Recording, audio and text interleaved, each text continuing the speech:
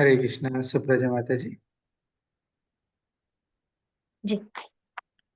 हरे कृष्णा, सभी को सादर प्रणाम। अब हम पढ़ेंगे श्रीमद् भगवत गीता अध्याय 1 श्लोक संख्या 10। अपर्याप्तं तदस्माकं बलं भीष्माभिरक्षितं पर्याप्तं त्विदमेतेषां बलं भीमाभिरक्षितम्। अपर्याप्तं तदस्माकं अपर्याप्तं तदस्माकं बलं भीष्माभिरक्षितम्। बलं भीष्माभिरक्षितं पर्याप्तं त्विदमेतेषां पर्याप्तं त्वदीमेतेषां बलं भीमाभिरक्षितम्। बलं भीमाभिरक्षितं। हरे कृष्णा यशोदा माता जी, आप ये भावार्थ अनुवाद पढ़िएगा क्या? अनुवाद रिपीट कराइएगा। हरे कृष्णा यशोदा माता जी।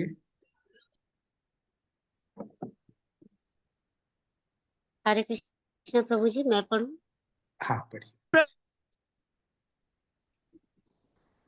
हरे कृष्ण। मेरी आवाज नहीं आ रही है क्या? आपकी आवाज कट। हरे कृष्णा। हाँ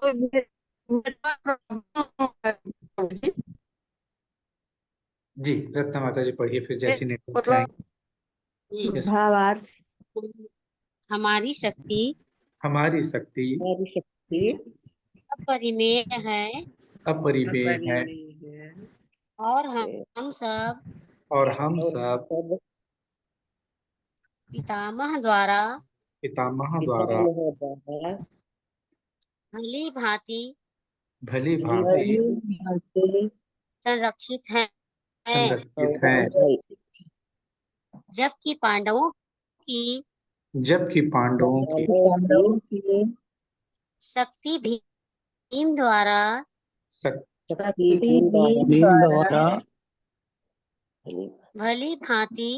भली भांति भली भांति संरक्षित होकर संरक्षित भी सीमित है।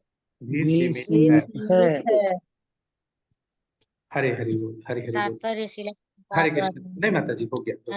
हरे कृष्ण, हरे कृष्ण।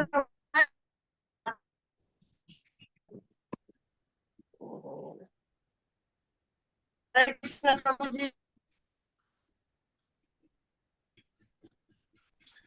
हरे कृष्णा यशोदा माता जी, आपकी आवाज।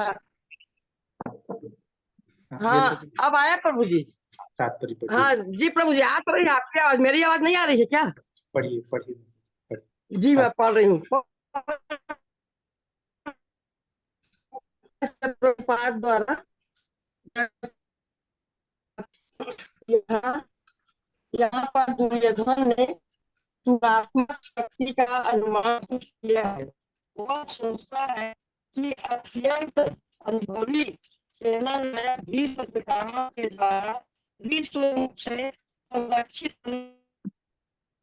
सशस्त्र सेनाओं की शक्ति अपरिमेय है। दूसरी ओर पांडवों की सेनाएं सीमित है, क्योंकि उनकी सुरक्षा एक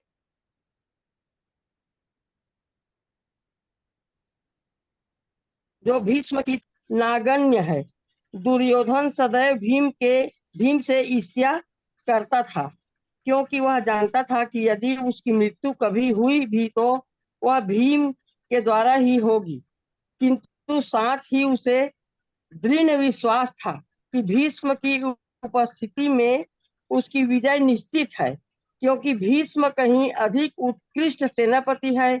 वह युद्ध में विजयी होगा, यह उसका दृढ़ निश्चय था। हरे कृष्ण प्रभु जी। हरे हरे, बहुत बहुत धन्यवाद माता जी। हरे कृष्णा। कोई बताना चाहेगा कल हम लोगों ने क्या पढ़ा था?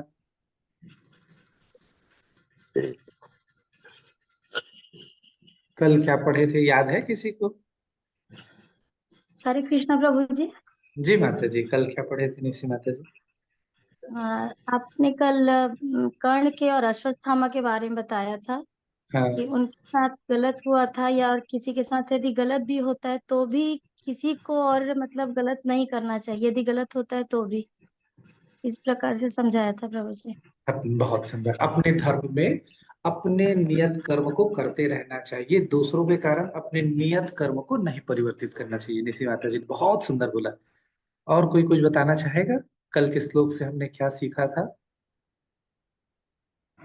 हरे कृष्ण प्रभु जी। ठीक है तो माता जी, हरे कृष्ण साधन। धन्यवाद। प्रभु जी, कल ये दुर्योधन जैसे अपने बल से सब कर रहा हूँ ऐसा करके जो भ्रम था उसको, इसके बारे में हमको उस श्लोक से सीखने को मिला थी कि केवल वो अपने बल से सब कर सकता है ऐसा भ्रम उसको था। तो ऐसे हमें नहीं रहना चाहिए, भगवान की कृपा से ही सब संभव होगा, ये विश्वास एक भक्त को होना चाहिए। बहुत सुंदर, बहुत सुंदर।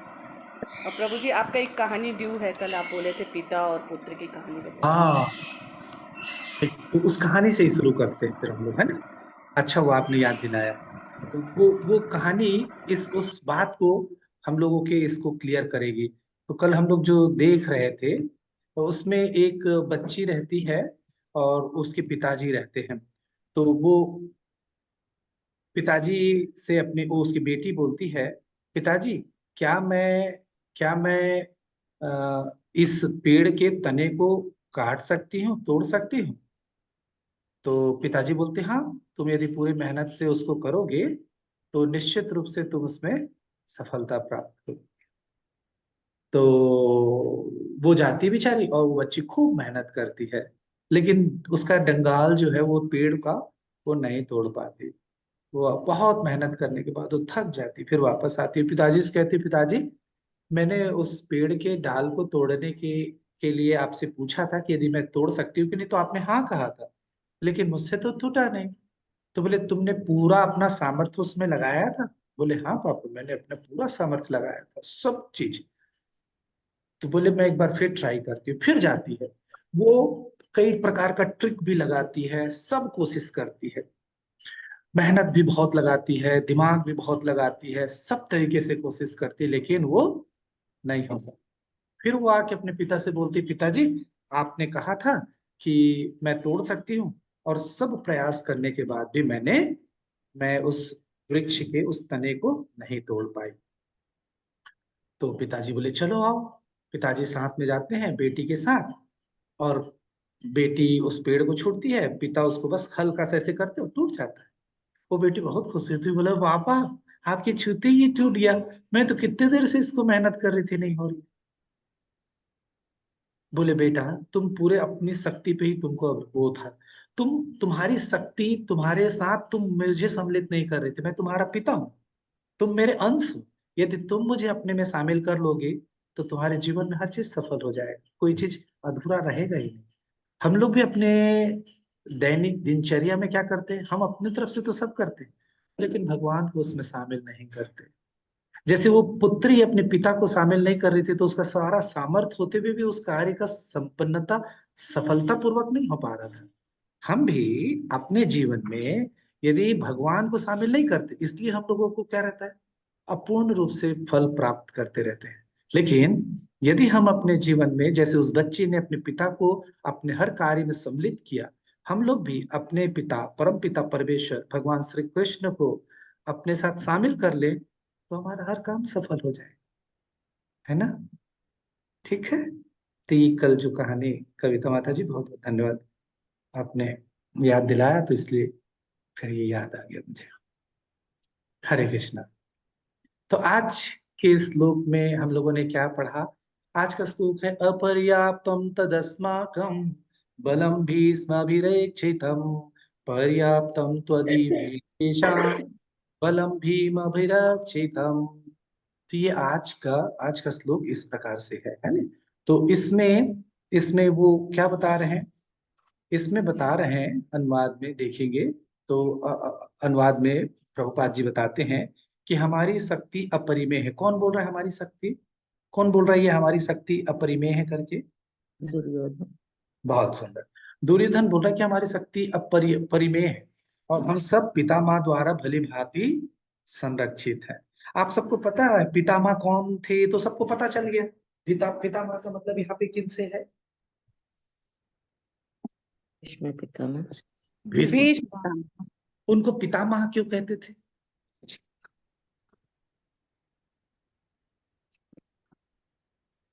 पितामह क्यों कहते हैं? पितामह का मतलब दादाजी के पिता है ना? दादाजी दादा, दादा दादाजी। बहुत सुंदर है ना, दादाजी को। जीवन प्रतिज्ञा और हाँ, प्रतिज्ञा लिए थे, तो प्रतिज्ञा के कारण तो फिर हम लोग जो लोग लेते हैं उनको बोलते हैं कि आपकी प्रतिज्ञा भीष्म की तरह है ना। उनने एक एक नाम, अपने नाम से विशेषण बना लिया था। उस कार्य को अब भीष्म कहने लगे कि जो प्रतिज्ञा ले और जो भीष्म की तरह हो, तो वो भीष्म कहलाने लगा। तो सच बात है, वो दादा थे, पिता के पिता होने के कारण उनको पिता कहते। आप सबको पता है, वो जब युद्ध कर रहे थे तो उनकी आयु कितने साल की थी? पितामह 450 साल की थी। अरे वो बिल्कुल सही, कवित्री माता जी ने बिल्कुल सही कहा कि वो उनकी आयु 450 वर्ष की आयु में वो युद्ध कर रहे थे। तो ये बात हम लोग नेक्स्ट श्लोक में लेंगे, लेकिन चूंकि याद आ गया तो मैंने इसको यहीं पे ले लिया। तो ये यहाँ पे बता रहे हैं क्या है, हमारी शक्ति अपरिमेय है, और वो भी पितामह के द्वारा संरक्षित है, जो कि अनुभव में, ज्ञान में, योग्यता में, शास्त्र नीति पे, शस्त्र नीति पे, सब में पितामह है। वो सब में पितामह है। वो तो परशुराम भगवान के जो अवतार है उनसे युद्ध कर लिए और पीछे नहीं हटे, हारे नहीं। परशुराम से देखिए कितना दिन युद्ध चलता रहा, कभी नहीं, है ना। तो वो तो शंकर जी से भी युद्ध कर लेते थे। आप सोचिए कि ऐसे बताया जाता है कि 2500 अर्जुन के बराबर का ताकत भीष्म पितामह में था। भीष्म पितामह को इच्छा मृत्यु का वरदान प्राप्त था। देख रहे हैं आप, दुर्योधन का एक प्रकार से आश्वस्त होने का कारण क्या था, और क्यों ये बोल रहे हैं कि हम आपके तरफ से बिल्कुल भली भांति संरक्षित है? क्योंकि आपको इच्छा मृत्यु का वरदान है। एक बार युधिष्ठिर महाराज भीष्म पितामह से पूछते हैं कि भीष्म पितामह, आप हमें दे रहे हैं कि आयुष्मान भव और क्या बोलते हैं, विजयी भवा, लेकिन ये संभव कैसे होगा? आप तो हमारे विरुद्ध में है, आपको कैसे हरा सकते हैं? तो भीष्म पितामह कहते हैं, युधिष्ठिर, जब तक मेरे हाथ में कोई अस्त्र रहेगा तब तक मुझे नहीं हरा सकते, है ना। और आप सब, हम सबको पता ही है कि उनको हरा पाना लगभग असंभव था, असंभव था। उनके शक्ति के माध्यम से, बल से उनको नहीं हरा सकते, हरा ही नहीं सकते। तो फिर हराए कैसे? तो उसकी बहुत सुंदर कथा है ना। आप सबको पता है, शिखंडी को सामने खड़ा कर दिए, भीष्म पितामह ने क्या कर दिया, अपना धनुष बाण नीचे कर लिया, और मालूम, सत्ता कितना दिन तक, वो 48 घंटे तक वो युद्ध करते रहा, शिखंडी बाण मारते रहे, लेकिन शिखंडी के धनुष से जो बाण निकलता था ना, वो इतना तेज नहीं था, इतनी उसमें गति नहीं था कि वो भीष्म पितामह के सीने को भेद पाए। तब अर्जुन पीछे खड़ा होके, और जैसे वो जिस रंग का, जिस कलर का शिखंडी धनुष बाण रखा था, बाण था, वैसे बाणों से भीष्म पिता को मारते हैं। और जब पड़ता है तो वो समझ जाते हैं कि अब मुझे अर्जुन मार। देखिए, बाण दोनों मार रहे हैं, लेकिन एक, जैसे एक बच्चा मारता है माँ को लात से, और एक दूसरा आदमी लात मारता है, तो अंतर होता है कि नहीं? लात मारते तो दोनों लगते हैं, लेकिन बच्चे का लात कैसे लगता है? गुदगुदी जैसे, वो प्यार जैसा लगता है। अरे कैसे मार, बच्चों को अपन अपनी पीठ पे चलाते हैं और आनंद का अनुभव करते हैं, है ना। लेकिन कोई बड़ा चढ़ता है तो बोले, अरे क्या कर रहा, हट हट हट हट हट। तो देखिए, यहाँ पे पितामह के, इसलिए पितामह को लेके इतना ज्यादा आसन्वित होने का कारण क्या था दुर्योधन का? यही कारण था। एक तो हमारी सेना भी 1.5 गुनी है, कम नहीं, 1.5 गुनी, बहुत ज्यादा है। आप लोग को पता है ना कितने लोग युद्ध में शामिल हुए थे? महाभारत के युद्ध में कितने लोग थे? 11 अक्षौणी कौरव और 7 अक्षौणी पांडव। 18 अक्षौणी, है ना। और इसको हम लोग जो जानते हैं उस भाषा में यदि बोलना चाहे तो, हम लोग जिस भाषा में समझे, तो 64 करोड़, 64। हाँ। 64 करोड़ लोग इस युद्ध में शामिल हुए थे। मतलब आज के जो हमारे भारत देश के जो पॉपुलेशन है उसकी आधी जनसंख्या लड़ी थी। तो ये देखिए कि इस तरीके से भीष्म पितामह बहुत बलशाली और सभी प्रकार से संपन्न थे, इसलिए उसने ये कहा। अब देखते हैं, ये तो सीधा साधा अर्थ समझ में आया है ना, जो हम पढ़ते हैं तो समझ में आता है। लेकिन आचार्यगण या भक्त संघ से जब हम पढ़ते हैं तो इसका क्या मतलब होता है, ध्यान से सुनिएगा। ये हो गया उसका सीधा साधा, जो लिखा है वैसा समझना। जैसे मेरे जैसे बच्चे इसको पढ़ेंगे और जैसा समझेंगे वैसा हुआ। लेकिन आचार्यगण इसका क्या मतलब सुनते हैं, आप देखिएगा, अब आपको मजा आएगा। अरे बाप रे, इसका मतलब ये होता है, कभी सोचा भी नहीं था और ऐसा मतलब होगा। क्या लिखा है इसमें, इसमें क्या लिखा है, आप लोगों ने ध्यान से पढ़ा, श्लोक को पढ़ा सब लोगों ने, क्या लिखा था? अपर्याप्तम तदस्माकं बलम भीष्म विरक्षितम। यहाँ पे पहला शब्द क्या है? अपर्याप्तम। अपर्याप्त का मतलब क्या होता है?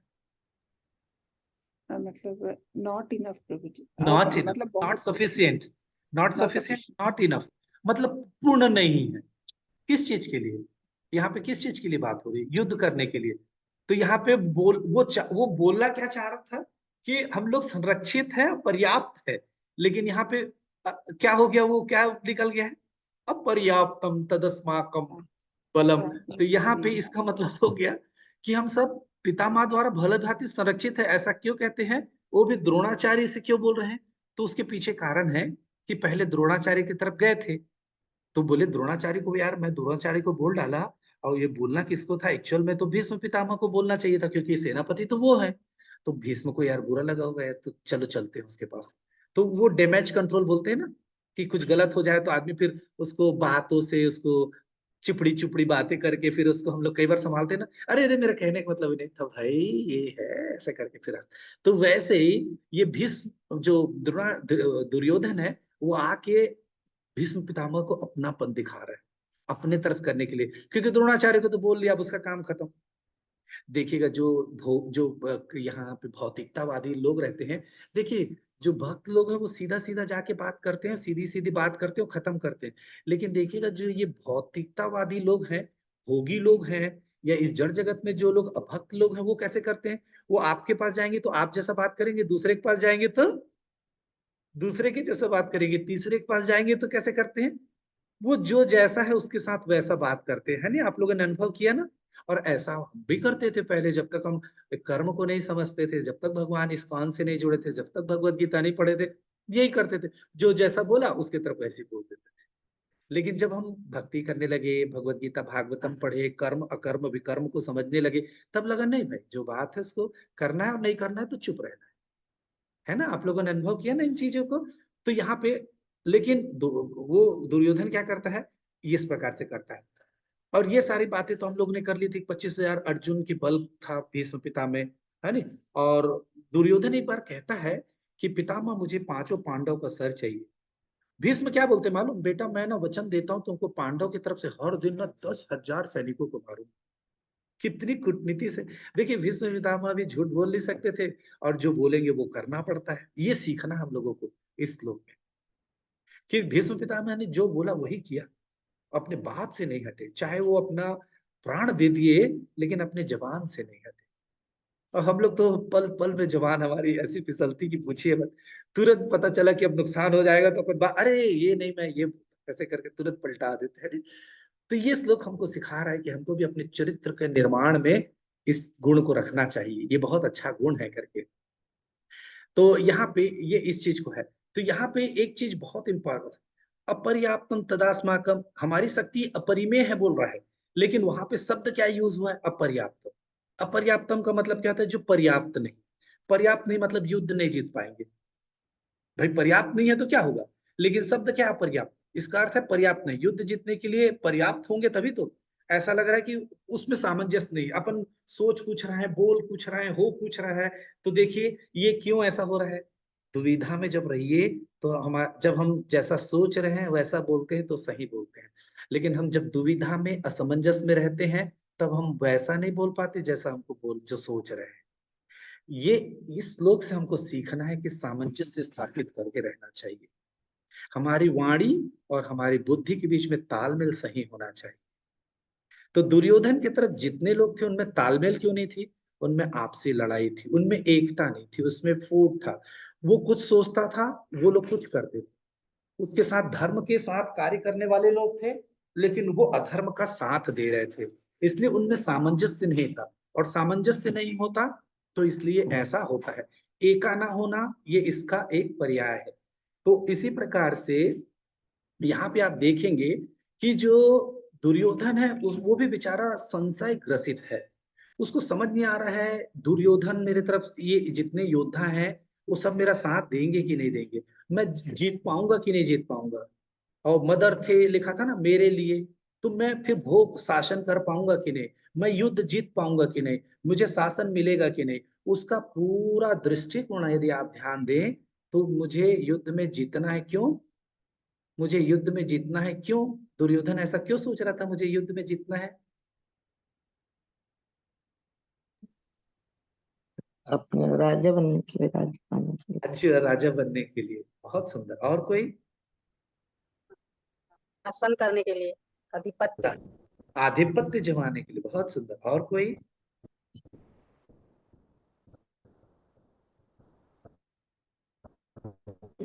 कि क्षत्रिय था तो उसको राज्य करना था। क्षत्रिय था, क्षत्रियों उसको ने राज्य करना था। हाँ, क्षत्रिय है इसलिए उसको राज्य करना था, शासन चाहिए था, राजा बनना चाहिए था। ये सब ऑलमोस्ट एक। इन सबसे बड़ी बात क्या है मालूम? ये उसका बड़ा काम नहीं था। वो पांडवों को नीचा दिखाना चाहता। कभी आप लोगों ने अनुभव किया? उसकी पूरी एक्टिविटी में राजा तो था ही वो। राजा तो भी बना रहता, यदि 5 गांव दे देता तो भी राजा रहता। शासन तो भी करते रहता, लेकिन शासन करना, राज्य करना उसका उद्देश्य नहीं था। उसका उद्देश्य क्या था?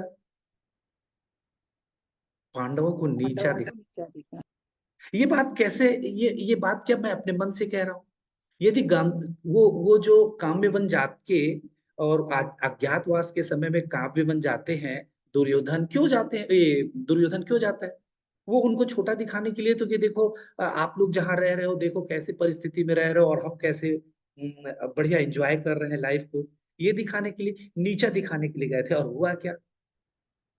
वो खुद गंधर्वों के उसमें आ गए और उनको बचाया, कि जिससे ज्वेलस कर रहे थे, ईर्ष्या कर रहे थे, द्वेष रखे थे, उन्होंने ही उनको बचाया। इससे क्या सीख सकते हैं हम लोग को? किसी से द्वेष नहीं करना चाहिए। द्वेष क्यों नहीं करना चाहिए मालूम? उसका एक बहुत बहुत बड़ा कारण मैं आपके बीच में रख रहा हूं आज। क्यों नहीं रखना चाहिए मालूम? जब हम द्वेष करते हैं ना, जैसे मैं कवियत्री माता जी से द्वेष कर रहा हूँ, तो कवियत्री माता जी को तो पता चलेगा नहीं। मैं अंदर ही अंदर चिढ़ रहा हूँ, जल रहा हूँ, ईर्ष्या कर रहा हूँ, उसके प्रति विरुद्ध वो कार्य में लगा हुआ हूँ। कवित्री माता जी आनंद में रहेंगे और अपना काम करते रहेंगे और उनको कोई तकलीफ नहीं होगी। लेकिन मैं पूरे टाइम पीड़ा में रहूंगा कि उनको कैसे मुझे दुख पहुंचाना है। तो जिसको आप दुख देते हो, यदि मैं उसमें सफल भी हो गया, एक बार मैं ये भी मान लू सफल हो गया, तो मैंने 6 महीना मेहनत करने के बाद एक बार सफल हुआ और कवित्री माता जी को 10 मिनट के लिए दुख दिया और उसके बाद फिर वो खत्म हो गया। पांडव सालों साल मेहनत करते थे उनको दुख देने के लिए और पूरे टाइम पीड़ा में रहते थे, और उनको एक बार दुख देते थे और वो दुख को झेल के फिर मजबूत होके और फिर आगे निकल जाते। है ना ये सच बात? तो जब कभी भी हम किसी से द्वेष करें तो ये चित्र हमारे सामने आ जाना चाहिए दुर्योधन का, कि दुर्योधन जैसे द्वेष किया तो गर्त में गया।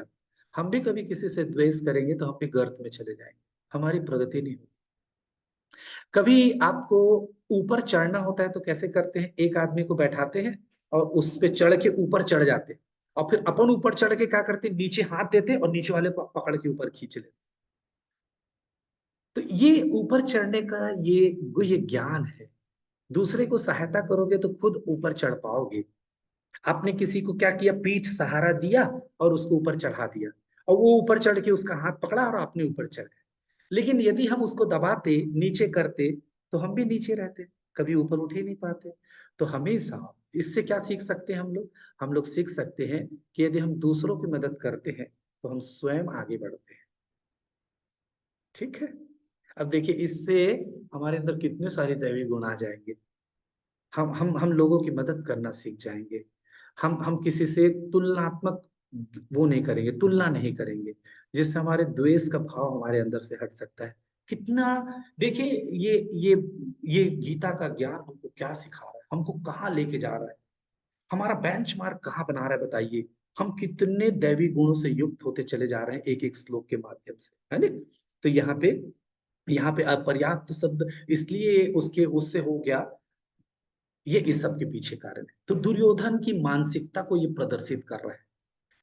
मैं एक और बात आप लोग के बीच में रख रहा हूं बहुत ध्यान से और बड़े अनुभव के साथ।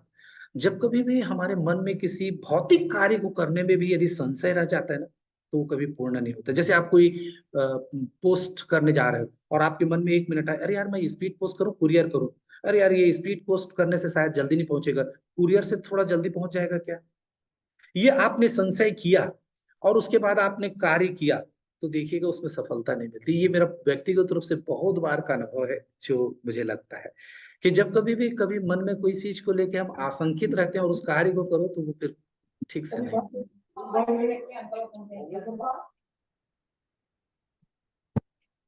तो इसलिए मन में ना दृढ़ता रहनी चाहिए और हर परिस्थिति से निपट लेने का मन में भाव रहना चाहिए। जब कभी कोई कार्य करते हैं ना, तो उसमें ना सशंकित नहीं रहना चाहिए, आशंकित नहीं मैं वहां गया और फिर ये हो गया तो वो होगा, क्योंकि आपके मन में वो भाव क्यों आ रहा है, तो वो होगा ही होगा। आप यदि ये बोलते हैं मैं जाऊंगा, ठीक कोई बात नहीं, ट्रेन नहीं मिलेगा तो मैं दूसरे दिन चले जाऊंगा, आप ये बोल के जाइए दृढ़ता के साथ, आपका ट्रेन छूटेगा ही नहीं। मैंने देखा है ऐसे लोगों को जिनके मन में फ्लक्चुएशन बहुत रहता है, अरे वो सुबेरे करने मैं रात का भी करवा के रख लेता हूँ, सुबेरे का भी करवा के लेता हूँ, कहीं रात तक नहीं हो पाया तो सुबेरे वाले उनको कभी नहीं मिलता, उनका हमेशा ऐसे होता है। और जो ये मन बना के रहे कोई बात नहीं, रात वाला नहीं हुआ तो कोई बात नहीं, फ्लाइट से चलते देखेंगे तब का, देखिएगा 99%, 1% उनके साथ भी हो सकता है, मैं ये नहीं कह रहा हूँ, लेकिन 99% यदि उनमें शंका नहीं है, आशंकित नहीं है, और सेकंड वो हर परिस्थिति को निपटना जानते हो या निपटने का मादा रखते हो, उनके साथ कभी ये घटना है। आप इसको अनुभव कीजिएगा, आज मेरे इन शब्दों को आप अपने जीवन में उतार के अनुभव करके देखिएगा, क्योंकि मैं इसको अनुभव करता हूँ। ठीक है, यहाँ पे दुर्योधन की मानसिकता आशंकित था। इतनी बड़ी सेना, उसको सोचने की जरूरत क्या थी, 1.5 गुना सेना थी, भीष्म पिता सब तो थे, इतनी सारी बात करने की जरूरत ही नहीं था, लेकिन मन में आशंका, और यही आशंका उसको हराया है।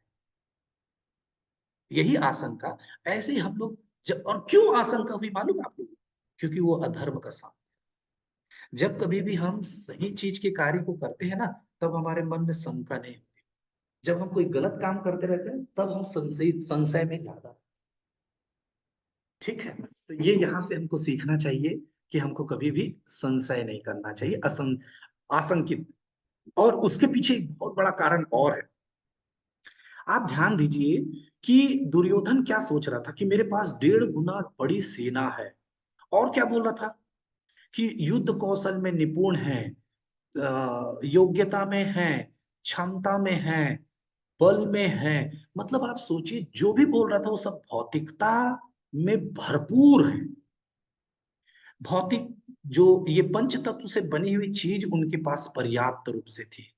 यदि आप देखें तो शक्ति देखिए भरपूर, संख्या देखिए भरपूर, योग्य कौशल भरपूर।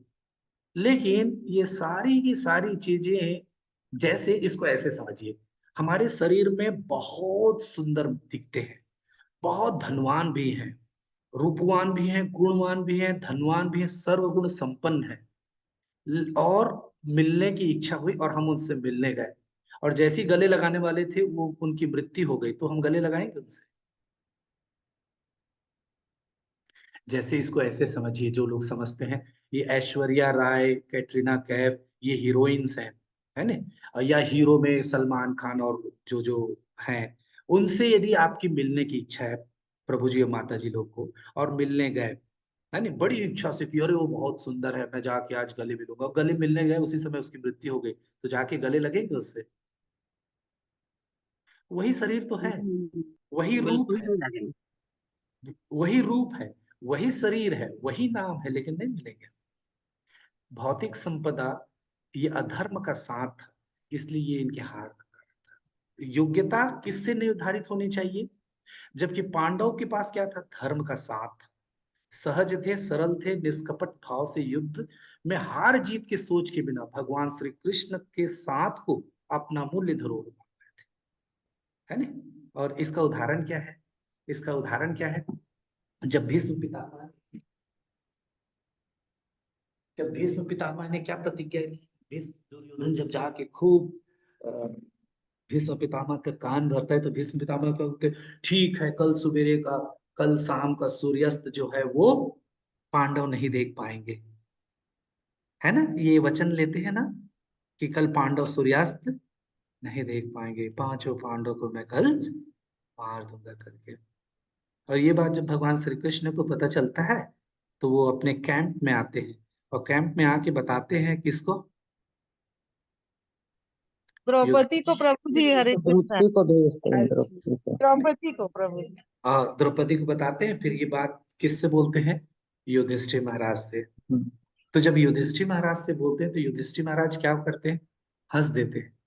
तो भगवान श्री कृष्ण बोलते हैं, क्या कर रहे हो युधिष्ठिर? मैं तुम्हें बता रहा हूँ कि कल वो तुम्हारे मारने की योजना बना रहे, तुम कुछ करते क्यों नहीं? कुछ करो। क्या तो आप करो। तो हाँ, वो युधिष्ठिर महाराज भगवान को बोलते हैं हैं। कि आप हैं तो आपके रहते तक मुझे कुछ भी नहीं है। हाँ, आप हैं, ये आप शरणागति का हैं, भाव है ना? शरणागत हो जाओ। शरणागति का भाव। तो भगवान ही उनकी अमूल्य धरोहर थी।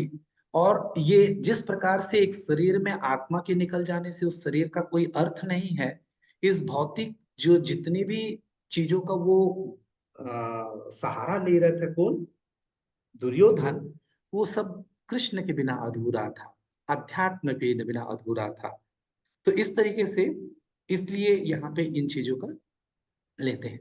जबकि दूसरी तरफ क्या लिखा था? सेकंड लाइन में क्या लिखा? पर्याप्तम त्वदीर्घेतेषां बलम भीम अभिरक्षितम। इधर भीम सेनापति, भीम का नाम क्यों लिया जबकि सेनापति कौन थे? सेनापति कौन था? भीष्म पितामह। हाँ, दुष्टदुम्न। नहीं, धृष्टद्युम्न। दुष्टदुम्न। अच्छा, उधर के। दोनों में थोड़ा सा अंतर है, भीम और भीष्म। भीष्म उधर थे और भीम इधर थे। तो भीम का नाम क्यों लिया फिर उनने? इसलिए क्योंकि ना वो ईर्ष्या करता था। तो हम जिससे ईर्ष्या करते हैं उसी का नाम पहले आता है। हम जिससे प्यार करते हैं लेकिन जिसके प्रति हमारा क्रोध रहता है ना, तो कुछ भी होता है तो घूम फिर के हम कहाँ आ जाते हैं? वही आ जाते हैं। याद ध्यान आता है आप लोगों को? जैसे कंस, उसके राज्य में इतना सब कुछ हो रहा था, लेकिन वो दिन हर चीज में किसको देखता था? भगवान कृष्ण को। क्यों? क्योंकि उससे ईर्ष्या करते थे।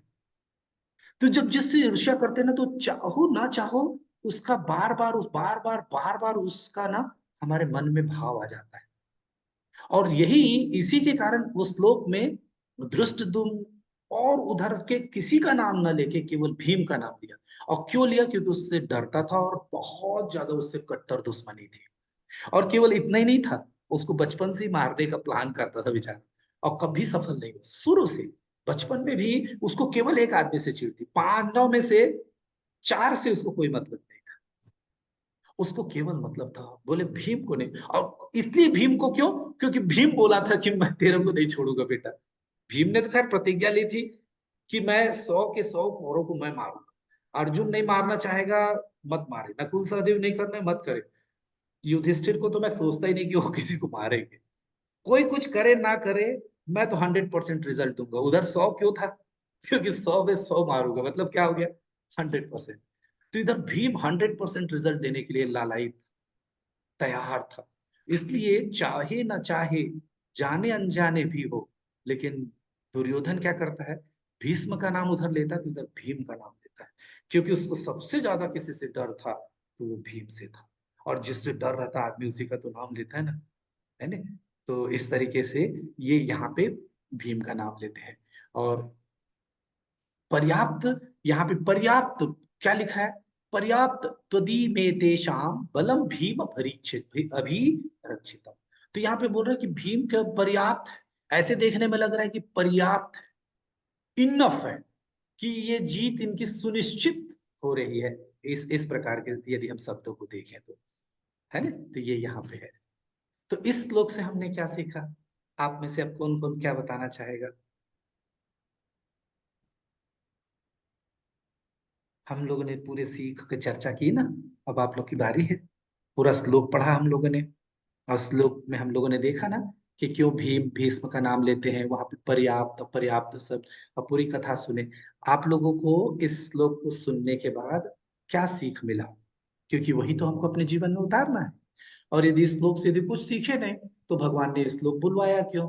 फिर तो 699 श्लोक होना चाहिए था। ये श्लोक आया है तो ये कुछ ना कुछ हमारे जीवन में सीख देने वाला है। तो आप लोगों ने हम क्या? जी, हरे कृष्ण प्रभु जी, हमें किसी से ईर्ष्या, द्वेष बहुत सुंदर, या दुश्मनी नहीं करना चाहिए। बहुत सुंदर संगीता गुप्ता माता जी, बहुत बढ़िया। हमको कभी किसी से द्वेष नहीं करना चाहिए, ईर्ष्या नहीं रखनी चाहिए। बिल्कुल सही, बिल्कुल सही, है ना? हरे कृष्णा प्रभु जी। जी और माता जी। अगर कोई कार्य करने जा रहे हैं और वो कार्य वो सही है, तो हमें पहले उसके लिए पॉजिटिव होना चाहिए कि हाँ ये कार्य होगा, दो भाव से नहीं जाना चाहिए। बिल्कुल, हमको हमेशा क्या करना चाहिए? हाँ। पॉजिटिव भाव से ही उसमें जाना चाहिए, है ना? बिल्कुल सही, बिल्कुल सही आपने बोला कि हम लोगों को क्या सशंकित नहीं रहना चाहिए, किसी कार्य को करने से पहले निगेटिव थॉट्स हमारे इसमें नहीं आनी चाहिए। बिल्कुल सही। और क्या सीख? हरे कृष्णा प्रभु जी, कोशिश करनी चाहिए कि अगर हमें पता है तो हम अधर्म के साथ ना जाएं प्रभु जी, अधर्म सत्य का और साथ न देना, बहुत सुंदर। जी जी। हमको क्या करना चाहिए? धर्म का साथ देना चाहिए। बहुत सुंदर, देखिए कितनी सारी चीजें आ गई, कितनी सारी चीजें, है ना? तो यही तो चर्चा का विषय था। और जो बात, एक लास्ट बात, तीन बातें तो आप लोगों ने बता दी, तो ये तीनों बात हो गया। हम लोगों को ना भीम जैसा प्रचार करना चाहिए, जैसे भीम दृढ़ था ना, नहीं यार मुझे तो 100 में से 100 को मार रहा है, ठीक है? तो बाकी चार भाई क्या करने जा रहे थे, और बाकी लोग क्या वहां पे भुट्टा बुनने थोड़ी जा रहे थे? वो भी तो युद्ध करने जा रहे थे। लेकिन उसकी क्या इच्छा थी? मैं क्या बोलना चाह रहा हूँ, आप लोग समझ रहे हैं? हम लोग, भीम कैसा प्रतिज्ञा ले रहा, 100 में 100 मारूंगा। अरे मेरे भाई, तो बाकी चेहरे चार भाई और जितने रिश्तेदार जो 7 अक्षुणी सेना में बाकी लोग जो जा रहे हैं, वो क्या करने गए? वो थोड़ी ना भुट्टा छिल छिल के खाने गए हैं और तुम मारते बैठे रहोगे। वो भी तो करने जा रहे हैं। तो हमको भी ऐसा नहीं सोचना चाहिए कि बहुत लोग प्रचार कर रहे हैं, वो करेंगे, मैं क्या करना, मेरे को क्या करना, नहीं। हमको भी, मुझे करना है। हमको भी करना है। जो जिस हमारा प्रयास गिलहरी का हो सकता है, कोई दिक्कत नहीं। मैं मेरा प्रयास गिलहरी की तरह है। मैं बहुत कम ज्ञान जानता हूँ, मुझ में भक्ति का बहुत स्तर कम है। मैं पढ़ने में ज्यादा समर्थ नहीं हो पा रहा हूँ। मैं समझ नहीं पाता चीजों को मोटी बुद्धि के कारण। मैं अपनी बात बता रहा हूँ, है ना? और मुझे श्लोक याद नहीं हो पा रहा, तो ये सब मेरे कारण है। लेकिन जैसे गिलहरी पत्थर नहीं उठा सकती, लेकिन रेत को अपने शरीर पे लगा के तो समुद्र में डाल रही थी। हमारा प्रयास भी ऐसी है। लेकिन हमको भी प्रतिज्ञा कर, हम लोगों को भी क्या करना चाहिए? भीम जैसा प्रतिज्ञा होना चाहिए कि कितनों भी चल रहा हूं, लेकिन मेरे को भी इस साल में मुझे कम से कम 10 भक्त बनाने हैं, जो जो भक्ति करने लगे। वो हमको उनसे कुछ नहीं चाहिए।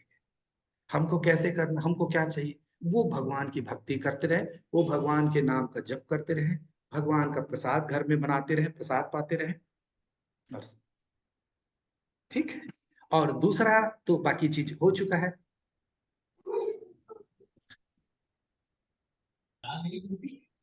और दूसरा बात, ये डर, भगवान, हम लोगों ने देखा ना कि डर बहुत था। तो ये डर क्यों था? क्योंकि लुंज पुंज लोगों का साथ, यदि जो भगवान श्री कृष्ण का साथ रखे, जो कि अखंड ब्रह्मांड के स्वामी है, यदि हम उनसे अपना दोस्ती कर लें, उनसे अपना सीधा संपर्क साध के रखें, तो कौन माई का लाल हमको डरा सकता है, बताइए? कोई नहीं डरा सकता। अरे जो जिसके साथ कृष्ण हो, उसको कौन डराएगा? है ना? उसको तो साक्षात यम भी डरा नहीं सकता। क्योंकि यम तो पहले ही भगवान से परेशान है और डरे हुए हैं। कई कहानी हम लोग देखे हैं ना, कई जगह हम लोगों ने देखा ना, जैसे सांदीपनि मुनि की जो गुरु माता बोलती है कि यदि कुछ दक्षिणा देना चाहते हैं तो मेरे पुत्र को ले आओ, तो भगवान यमराज से उसको ले आते हैं। और 10वें स्कंद के 89 नंबर के चैप्टर में ब्राह्मण पुत्रों की कहानी आती है, जिसमें ब्राह्मण पुत्र, उनके बहुत सारे पुत्र का मृत्यु हो जाता है। द्वारिका में जाके भगवान द्वारिका में जाके भगवान श्री कृष्ण को बहुत सारा उल्हाना देता है कि जरूर तुम कुछ पाप कर रहे हो, इसीलिए इसीलिए मेरे बच्चे मर रहे हैं। क्योंकि पहले ऐसा था कि राजा यदि कोई पाप करेगा, पाप के धन से राज्य चला रहा है, गलत कर रहा है, तो वहां की प्रजा में ये इस प्रकार के विपत्तियां आएंगी। तो ब्राह्मण बोला कि मेरे तो कर्म ठीक है, तुम्हारे कर्म ठीक नहीं, इसीलिए। तो अर्जुन उनको प्रतिज्ञा करता है कि नहीं, मैं आपके बच्चों को बचाऊंगा। और खूब सुंदर क्या बना लेता है, जाली बना देता है। बच्चा होने से पहले मुझे बताना बोले, और पूरे तरफ जाली, उसके बाद भी चले जाते हैं, तब भगवान लेने जाते हैं। तो उस कहानी के पीछे कारण ये रहता है कि भगवान के दर्शन के लिए लालायित रहते हैं विष्णु। मतलब वो उनका दर्शन के देखना करना चाहते थे भगवान का, इसलिए ऐसा करते। तब चूंकि और कोई तो आ नहीं सकेगा, तो फिर अर्जुन को लेके भगवान कृष्ण स्वयं वहां जाते हैं, और विष्णु लोक से सारे बच्चों को लेके फिर उन ब्राह्मण पुत्र को देते हैं। तो ये इस प्रकार से भगवान का हमको क्या करना चाहिए। जैसे पुलिस का सायरन बजता है तो कौन डरता है, जितने चोर चपट्टे हैं वो सब भागने लगते, जो पूजा पाठ कर रहा है वो शांति से अपनी जगह में बैठे रहते, गलत। तो अभी सब लोग, डरेगा कौन, जो गलत कर रहा है ना। तो इसलिए पांडव के साइड पे कोई डर नहीं था, खोने का कुछ था ही नहीं, पाने की कोई लालसा नहीं। देखिए, ये सीख है हमारे जीवन की।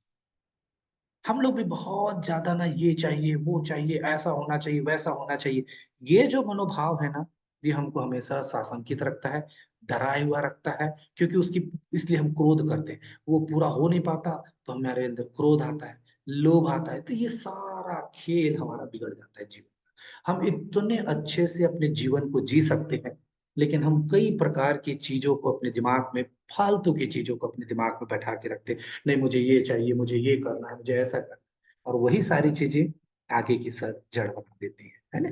और संशय की बात तो पूजा माता जी ने कर ही लिया, तो उस पर और कोई बात नहीं करते।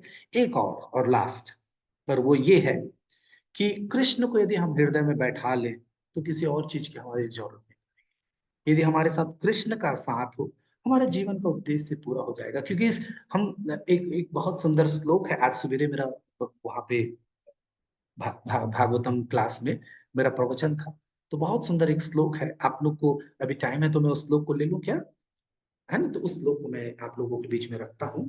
वो श्लोक बहुत सुंदर था। तो जीवन का उद्देश्य पूरा हो जाएगा। और यदि ऐसा नहीं करते हैं तो क्या होता है, यदि हम कृष्ण के साथ नहीं रहते हैं तो कैसा है मालूम। हम इस शरीर को बहुत सुंदर सजा के रखें, तो जैसे मृत शरीर को बहुत सुंदर सजा के रखे तो उसका कोई फायदा है क्या, कोई फायदा नहीं। तो हमारा ये जीवन भी उस मृत शरीर की जगह है जिसमें हर कुछ तो है लेकिन कृष्ण नहीं है, तो वो बेकार है। तो इसलिए हम सबको क्या करना चाहिए, अपने जीवन में कृष्ण को बैठा के रखना चाहिए। अब 11वां श्लोक हम कल लेंगे। आज कुछ विशेष चीजें आप लोगों को, एक बहुत सुंदर चीज है वो वो मैं लेके चलता हूँ। और फिर बहुत सुंदर, मतलब मैं आज उसको पढ़ रहा था और आज की क्लास में मुझे उसको बताने में बड़ा आनंद का अनुभव हुआ कि भगवान को यदि वास्तव में हम इस रूप में स्वीकार कर लें तो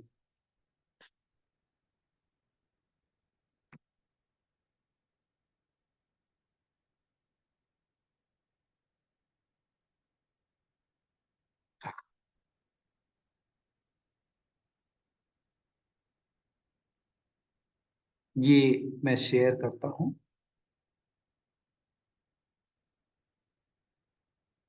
शंकराचार्य का एक श्लोक है, यावत वित्तोपार्जन सक्तः तावत निज परिवारो रक्तः तदनु जर्या जर्जर देहे वार्ता को अपि न प्रेक्षति गेहे तदनु जरः जर्जर देहे वार्ता को अपि न प्रेक्षति गेहे।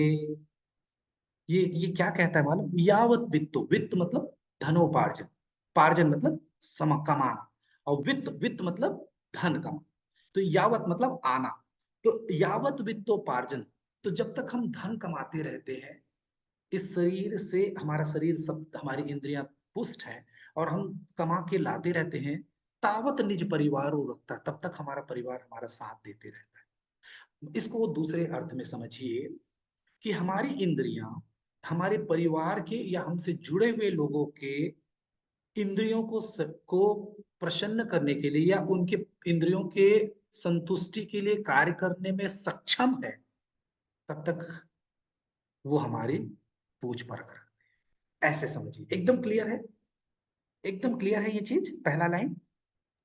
प्रभु जी जो लास्ट वाला और एक बार समझाइए प्रभु जी, लास्ट में मैं यावत नहीं समझ। उपार्जन, जिस जब हम धन अर्जन करते हैं तो उससे हमारा परिवार जो है तब तक हमसे जुड़ा रहता है। जैसे हम कमाना बंद कर देते तो हमसे फिर हमारी कीमत कम हो जाती, इसको ऐसे। लेकिन मैं इसको एक मतलब जो कहने का अर्थ है वो क्या है कि जब तक हमारी इंद्रियां हमसे जुड़े हुए लोगों की इंद्रियों को संतुष्ट करने में सक्षम है, समर्थ है, तब तक वो मतलब मैं धन कमा के लाया तो मेरी पत्नी, मेरे बेटे, मेरे परिवार के लोग आएंगे, अच्छा आज मेरे लिए क्या लाया, अच्छा नहीं मुझे ये जाना है, अच्छा वहां घूमने जाना है, अभी ये करना है, वो करना है, ऐसा करना है। ये सब क्यों बोल रहे हैं आज मुझसे? क्योंकि मैं समर्थ हूं, मैं पैसा कमाने के लिए सक्षम हूं। तो वो मैं भी जो भी कर रहा हूं, चाहे मेरे मेरे से इंद्रियां उनको सुख भोग पा रहे हैं या मेरे पैसे से सुख भोग पा रहे हैं, मतलब मेरे कारण उनकी इंद्रियां संतुष्ट हो पा रही है, सुख भोग पा रही है, तब तक क्या है, मेरी कीमत है। और उसके बाद क्या लिखा, तदनु जरिया जर्जर देह, और जैसे ही मेरा देह जर्जर हो जाता है, जर्जर हो जाता है मतलब बुढ़ापे की ओर आ जाता है, मतलब गिरने वाला, मतलब खत्म होने वाला, मतलब वो इंद्रियां उसकी इतनी नहीं है कि वो वित्त पार्जन कर सके या सामने वालों को संतुष्ट करने में सक्षम ना हो, तो क्या होता है, को अपि न पृच्छति गेहे, तो वार्ता को अपि न पृच्छति घर में, तब घर में कोई भाव तक नहीं देता, कोई पूछता तक नहीं। ऐसा क्यों बोल रहा हूँ, देखिए मैं पिता हूं, मेरे बेटे मेरे पूछेंगे, लेकिन जैसी दादा बना मैं, तो क्या होगा, मेरा बेटा कमाएगा और उसके बेटा कमाने लगेगा, अब मैं 80-90 का हो गया तो मैं क्या करूंगा, मैं केवल बात करूंगा और ज्ञान दूंगा कि ऐसे करना चाहिए, ऐसा नहीं करना चाहिए, तुम ये करो तो अच्छा होगा ही। और ये किसी को पसंद आएगा क्या? और वो मुझ पे निर्भर है क्या, मेरी इंद्रियों पे? तो वो मेरे लिए क्या करेंगे, मेरे लिए एक रूम बना देंगे, लेटरिन बाथरूम लगा देंगे और बोलेंगे यहाँ रहिए और बाहर मत आया कीजिए, दोस्त आते हैं तो आप बाहर मत आया। ऐसा है कि नहीं सच बात? यस, जी बोझ प्रभु। बन जी प्रभु। बोझ बन जाए। सच बात, सच बात है प्रभु जी। और वही वो आदमी ने अपना पूरा जीवन उस घर को बनाने में लगाया, उस घर को, उस घर की ईंट को बनाने में लगा। वो कमाया ही क्यों था, कि अपने बच्चों को सुख मिलता रहे, मेरे रहे न रहूं फिर भी इनको किसी प्रकार का कष्ट न हो, इसलिए वो 12 घंटे, 10 घंटे, 8 घंटे बाहर नौकरी करता है कि नहीं बात ये? उसके हर ईंट को जोड़ में उसकी खून पसीने की कमाई है। वो इतना मेहनत किया है कि आज जो स्थिति बनी है वो इसलिए बनी है। और लेकिन आज उसकी स्थिति क्या है, आज उसकी कोई कीमत नहीं है। क्यों? इसी के कारण। तो इससे कैसे निकला जाए, तो हमें इस करना क्या चाहिए, ये बात तो सबको पता है, इसमें आपने कोई नई चीज तो मैंने बताई नहीं। तो हमें क्या करना चाहिए, इसके नेक्स्ट श्लोक में देखिए, काते कांता कस्ते पुत्रा संसारोयमपि अतीव विचित्र, कस्य त्वं कः कुतः आयात् तत्त्वं चिंतया तदिह भ्राता। काते कांता, अरे कौन आपकी पत्नी है, कस्ते पुत्रा, आपका बेटा कौन है, इसको ऐसे समझिए, ऐसे समझिए। कल सो के उठे और अचानक पता चला अरे ये मेरी माँ है और ये पिता है। आत्मा के रूप में सोचिए कि जब हम जन्म लेते हैं तो हमको तब पता चलता है अच्छा ये मेरी माँ है और ये मेरे पिता है, उससे पहले कुछ पता रहता है? अचानक कल पैदा हुए, आंख खोले और पता चलता है इसको माँ बोलना है और इसको पिताजी बोलना है। अरे मैं तो चाहता ही नहीं था ये माँ बाप, मैं तो अंबानी के घर होना चाहता था, ये कहा मुझे सड़क छाप में लाके खड़ा कर दिए भाई। मैं जागा और कल मुझे पता चला ये मेरी माँ है और ये मेरे पिता है। मैंने कुछ नहीं किया मेरे भाई, लेकिन मुझे इसको माँ बोलना है, इसको पिता बोलना है। और तुरंत माँ बाप बने हो आप, आपने देखा आपके भाई बहन भी बैठे हुए हैं अगल बगल, आपके चाची चाचा नाना नानी ताई ताऊ सब आ गए। अचानक आपका आंख खुला और ये पूरी दुनिया सृष्टि बन के आपके सामने खड़ी हुई। संसार वो अति विचित्र है, ये संसार बड़ा विचित्र है भाई। कुछ नहीं चाहा, कुछ नहीं किया और सब बना बुनाया दे दिया। कश्यम त्वम कुतः आया, कभी ये सोचा कि तू आया कहां से है? ये तो सब मिल गया फ्री फंड में। माँ का दूध से स्तन अपने आप, स्तन से दूध अपने आप आने लगा, पीने लगा। तेरे को तो कुछ एफर्ट किया ही नहीं भाई अभी तक। बड़ा भी हो गया, माँ बाप ने पाल पोस के बड़ा कर दिया, तेरे बच्चे हो गए, वो सब तो प्रोसेस में चले जा रहा है। ये कितनी विचित्र स्थिति है। लेकिन कस्यम तुम कह कुतः आयात, अरे तूने कभी सोचा कि तू आयात, आयात मतलब आना, कहां से आया है? तत्व चिंतया तदिया भ्राता। आप कहाँ से आए हो भाई? कभी आप कौन हो? आपका काम क्या है इस धरा धरती पे आने का? आप इस सत्य के बारे में कभी सोचे हो? तत्वम चिंतया, कभी इसके बारे में चिंता किए, इस तत्व के बारे में, कि मेरे को अचानक यहाँ ला कि इसको माँ बाप क्यों बना दिए, इसको भाई बहन क्यों बना दिए, इसको बच्चे क्यों बना दिए? आप लोगों में से कितने ऐसे हैं जो आपके बच्चे आप जैसा बोले थे वैसे ही बच्चा हुआ है? या मार्केट में जाते हैं तो देखिए कि ऐसा चाहिए तो वैसे ही बच्चा हुआ किसी का? कभी नहीं होता। गांधारी को भी नहीं हुआ था, दुर्योधन हो गया। वो तो नहीं बोली थी? देखिए कैसा विचित्र है ना। और उसके बाद भी हम इस जड़ जगत में उन सब चीजों के लिए प्रयास कर रहे हैं जो चीज हमारे हिसाब से होना ही नहीं है। और इसलिए इसको विचित्र क्यों बोला जा रहा है संसार को? अरे बच्चा क्या होगा पता नहीं, बच्चों के बच्चे कौन होंगे पता नहीं, हमारी माँ कौन बनी हमको पता नहीं, वो पिता रूप में वो क्यों आए पता नहीं, ये भाई क्यों मेरे बने, कोई दुख देता है, कोई मार रहा है सवेरे से लेकर रात तक। क्यों भाई क्यों? मुझे ये इनका भाई के रूप में क्यों भेजे? मुझे पिता के रूप में, मुझे पुत्र के रूप में, पत्नी के रूप में, पति के रूप में कैसे आ गया मैं? ये तो बड़ा विचित्र स्थिति है। मैंने तो कुछ विचार अलग किया था, मुझे ये सब चीज क्यों मिला? तो कभी यदि ऐसा हुआ तो तुमने कभी विचार किया कि ये सब क्यों मेरे साथ ऐसा हुआ? और जब विचार करोगे तो यही तो संबंध ज्ञान है कि मैं कौन, भगवान कौन, और मेरा भगवान के साथ क्या संबंध। यदि हम जड़ जगत में आए हैं और इन चीजों को समझते हैं तो यही चीज तो हमको करना है। और जब हम ये कर लेंगे तो क्या हो जाएगा? तब क्या हो जाएगा? हमारे जीवन का उद्देश्य पूर्ण हो जाएगा, है ना? तो समय हो गया तो आज यही विराम दे। और ठीक है। हरे कृष्ण प्रभु।